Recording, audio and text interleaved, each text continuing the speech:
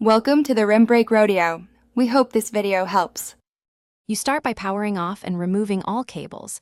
This prevents shorts and data loss. Once done, ground yourself so static won't fry components.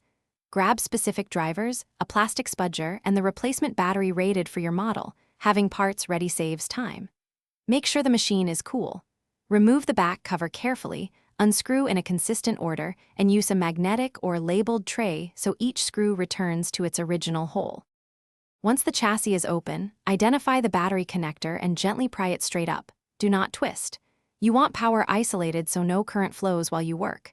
Remove retention brackets and any screws holding the battery. Keep parts grouped. If glued down, apply low heat or use plastic picks to separate adhesive. Slow, steady pressure prevents puncture. Take pictures as you go so you remember cable routing and screw lengths. Label screws to avoid reassembly errors.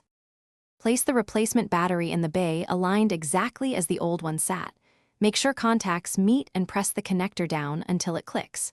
Reattach any brackets and reinstall screws in their labeled positions to avoid stressing the pack.